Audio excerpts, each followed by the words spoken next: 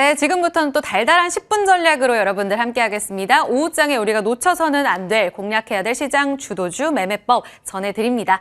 이달의 어드바이저 화상으로 연결되어 있습니다. 위원님 안녕하세요.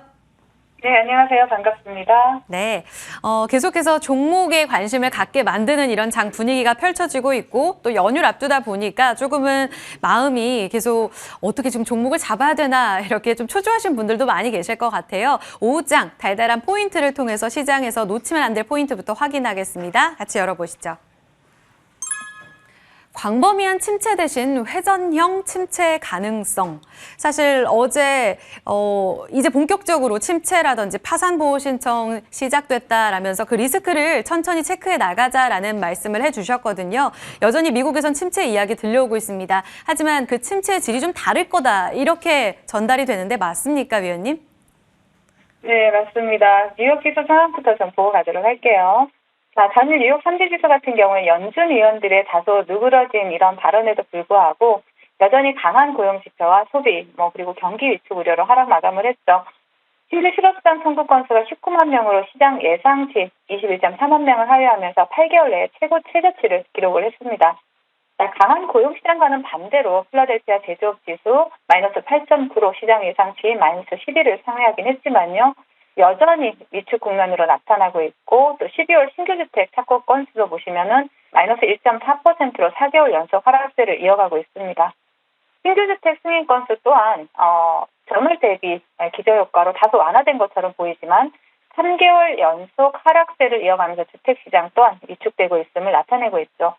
자, 어제 발언에 나선 레이얼 브레이너드 패드 부의장을 비롯해서 연준 위원들의 연착륙 가능성에 대해서 언급을 했음에도 불구하고 시장은 여전히 경기 침체에 대한 우려를 나타내고 있는 모습입니다. 자, 국내 지수 상황 체크해보면요. 여전히 우리나라 시장은 미국 시장 대비 강한 모습 보여주고 있죠. 코스피에서는 기관의 매도세가 지속적으로 나오고 있고 또 외국인이 지수를 지켜주고 있는 모습이고요. 또 코스닥의 경우는 기관이 관망하는 가운데 외국인의 매도세를 개인들이 다 받아내고 있는 이러한 모습입니다.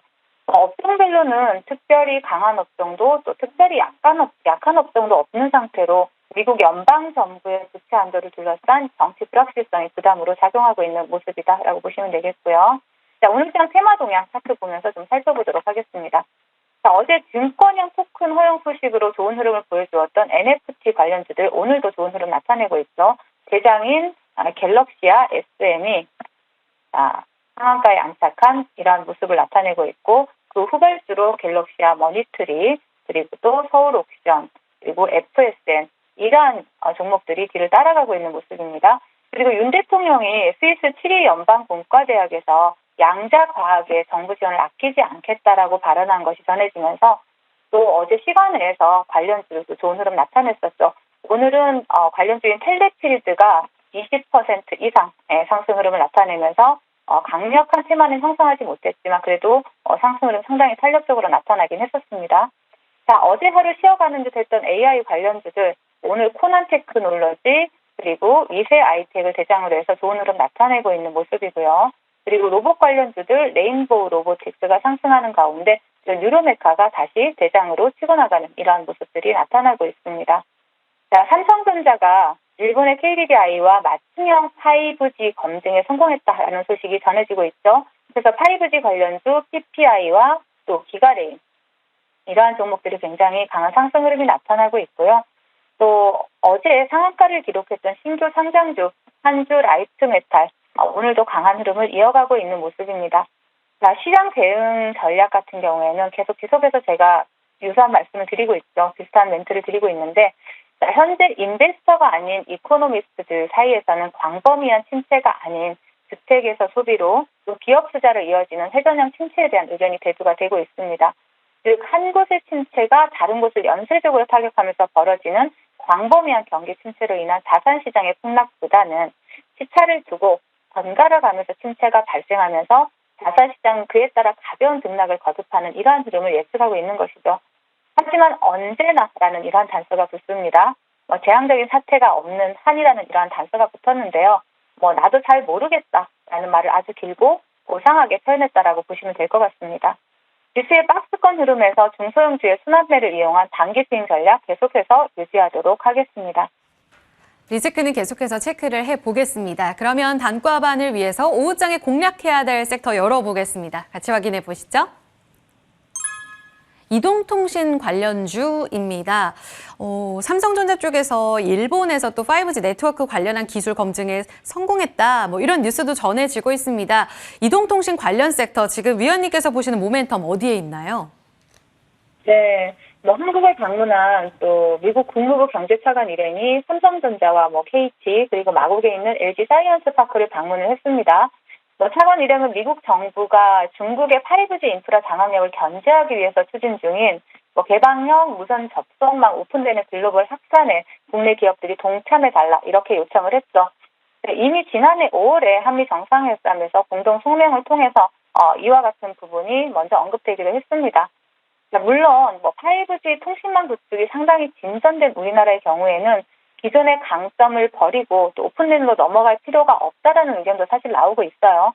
하지만 현재 우리나라 기업들 같은 경우는 오픈랜과 6G에 대한 연구 개발과 실증을 준비 중에 있기 때문에 어떠한 형태로든 통신망에 대해서 다시 한번 이러한 혁신이 필요한 시점이기 때문에 관련주들 관심 지금 필요하다 이렇게 말씀을 드리겠습니다. 네, 이 섹터 안에 원픽 공략주는 누군가요? 원픽 공략주는 바로 옵티코어입니다. 옵티코어 같은 경우에는 광통신 레이저 기술과 또 관련 시스템 기술을 바탕으로 해서 또 광트랜시버와 광다중화 장치 이러한 부분들의 생산이나 판매를 하는 이러한 기업인데요. 동사는 국내에서 5G 이동 통신망 구축이 본격화된 이런 시점에 시장에 진입을 했고 또 시장의 수요 증가에 발맞춰서 성장을 하고 있는 기업입니다. 광트랜시버가 매출의 80%를 차지하고 있는데요. 5G 통신망이 점점 늘어나고 또 고도화되면서 광트랜시버의 가격도 상승하겠고요. 또 그러면 또 매출액 당연히 늘어나겠죠. 국내 1위 사업자인 SK텔레콤을 거래처로 두고 있기도 하고 또 중국의 합작회사 설립을 통해서 또 매출에 대한 성장 기대감 또 부각되고 있는 만큼 관심 있게 볼 수 있는 종목이다라고 말씀을 드리겠고 차트 보시겠습니다. 자, 차트 보시면 동종목 같은 경우에는 상장한 이후에 시세를 상당히 많이 분출했어요. 이렇게 거래량을 분출을 하고 수급이 최근에 강하게 들어와서 상한가도 안착을 했습니다. 이후에 상당히 견조한 조정의 흐름을 보이고 있다. 그렇기 때문에 조정 줄 때 분할 매수로 접근한다라면 충분히 수익을 줄 수 있는 종목이다라고 보여집니다. 그래서 목표가 3,600원, 손절가 하단에 2,500원 드릴 테니까 좀 편안하게 분할 매수로 접근하시라는 전략 드리겠습니다. 네, 이 통신망 구축 확대와 함께 실적 좋아질 종목 옵티코어 꼽아주셨습니다. 목표 라인은 3,600원까지 보자. 현재 조정을 기회로 잡아보자라는 전략 참고하겠습니다. 오늘의 추천주, 공략주까지 들어봤고요. AS 받아보겠습니다. 종목이 줄줄이 너무 수익이 좋아서 설날 연휴 전에 말씀을 들어봐야 될 것 같은데요. 코난 테크놀로지 먼저 보겠습니다. 11일에 주셨어요. 급등 나타내면서 올해 들어서만 거의 강한 시세를 계속 나타냅니다. 신고가 연일 경신하네요. 지금 60% 수익률입니다. 어마어마합니다. 챙길까요? 네, 수익을 줄 때 챙겨가야죠. 지금 신고가를 계속 경신하고 있는 종목인데요.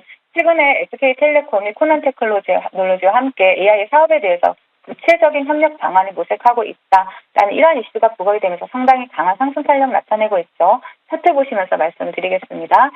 동종목 같은 경우에 정말 정확하게 맥점에서 매수 공략 들어갔고요. 본 방송을 통해서. 그리고 나서 단기간에 상당히 60%라는 상당히 큰 수익률을 드리고 있는데요.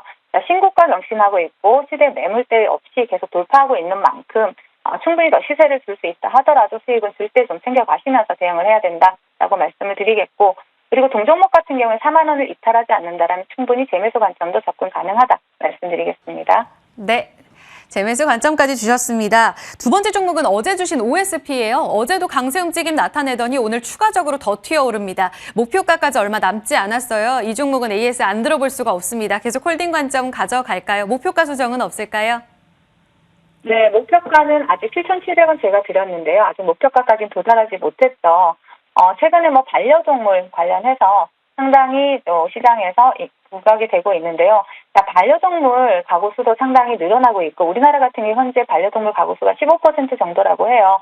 근데 미국이나 프랑스, 일본 같은 경우에 최대 70%까지도 반려동물 가구 수가 나오고 있거든요. 그래서 이러한 시장에 대해서 성장성이 충분하다고 보여지기 때문에 동종목 같은 경우에는 반려동물 프리미엄 펫푸드 제조 업체이기 때문에 그러한 시장에서 충분히 부각이 될 수가 있습니다. 그래서 동종목 목표가까지 충분히 홀딩해 볼 수 있지만 중간에 수익 증가라면 일부라도 챙기면서 대응하시면서 나머지 물량 홀딩하시라는 전략 드리겠습니다. 네, 일부는 챙겨가세요. OSP 반려동물 관련주, 원픽 공략주까지 들어봤습니다. 하나 더 있습니다. 지난 10월에 주신 톱텍인데요. 이 종목 기다림 끝에 이렇게 큰 시세 주나요? 올해 들어서 굉장히 강한 시세 뽑아내면서 35% 가깝게 이렇게 수익을 줍니다. 특히 오늘 너무 급등해서 이거 안 들어볼 수 없습니다. AS 좀 전해주세요. 네, 톱텍 같은 경우에는 좀 시일이 좀 걸렸죠. 제가 굉장히 빠르게 수익을 드리고 있는 종목들이 많은 반면에 동종목 같은 경우에는 상당히 그런 종목들에 대해서 시간이 좀 걸렸지만 큰 시세를 주는 종목이다라고 보여집니다. 오늘 2,820억에 해당되는 2차 전지 조립 라인에 대한 이런 계약 체결권으로 대해서 급등하고 있는 그러한 종목인데요. 자, 지금 목표가 조사해서 지금 윗골이 달리고 있는 만큼 수익은 챙겨가시고요. 충분히 눌렸을 때 다시 재매수하셔야 되는 종목이기 때문에 본방송에서 다시 이러한 부분 눌림 공략 AS 드리도록 하겠습니다. 네, 세 종목 모두 다 들고 계신 분들 축하드립니다. 이렇게 AS까지 잘 맞췄습니다. 채팅창에 많은 분들이 좋은 종목 감사합니다. 이렇게 또 남겨주시네요.